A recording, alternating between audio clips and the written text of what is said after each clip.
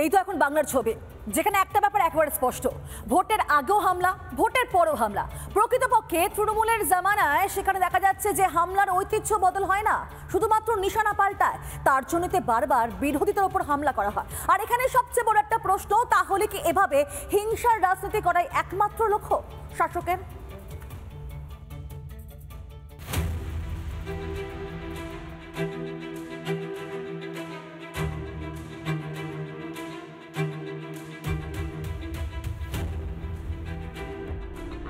শুভেন্দুর কনভয় হামলা যেন কোনো নিরবিচ্ছিন্ন ঘটনা নয়, এটা যেন বাংলায় হামলা সংস্কৃতির ধারাবাহিকতা।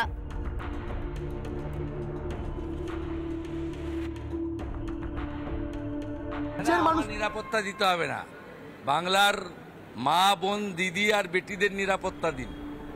2020 সালের 10ই ডিসেম্বর ডায়মন্ড হারবারে আক্রান্ত হতে হয় বিজেপির সর্বভারতীয় সভাপতি জেপি নাড্ডাকে।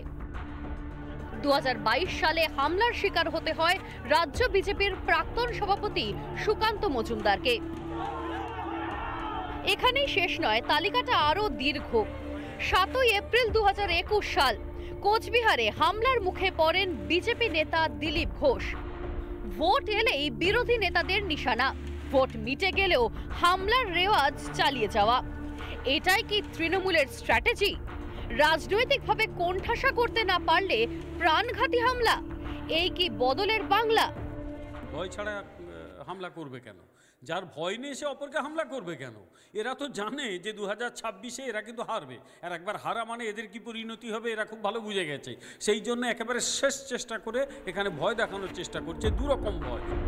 26-এর আগে বাংলায় হিন্দু জাগরণ হচ্ছে, বাংলার হিন্দু আজ সজাগ, সচেতন। এই জাগরণে কি ভয় পেয়েছে শাসক? এই প্রশ্ন তো উঠবেই। মাননীয় মুখ্যমন্ত্রী সব জানেন, সব বোঝেন, এটাই তো বারবার শোনা যায় মমতার মুখে। তাহলে কি তিনি জানেন না বাংলায় বিরোধী নেতারা আজ নিরাপত্তাহীন? তিনি কি দেখেন না হামলার পর পুলিশের ভূমিকাও প্রশ্নের মুখে? নাকি তিনি জানেন, চুপ থাকেন? এটাই কি তার খেলা, যে খেলার কথা 21-এর ভোটের আগে বলেছিলেন? আগামী দিন দেখা হবে, এবারে ছক্কা মারতে হবে, আর বিজেপিকে একেবারে বোল্ড আউট করতে হবে। রিপাবলিক বাংলা। নানা ধরনের কন্টেন্ট দেখার জন্য লাইক করুন, শেয়ার করুন আমাদের ফেসবুক পেজ, সাবস্ক্রাইব করুন আমাদের ইউটিউব চ্যানেল। পাশাপাশি অন্যান্য ব্রেকিং নিউজের জন্য অবশ্যই চোখ রাখুন রিপাবলিক বাংলায়।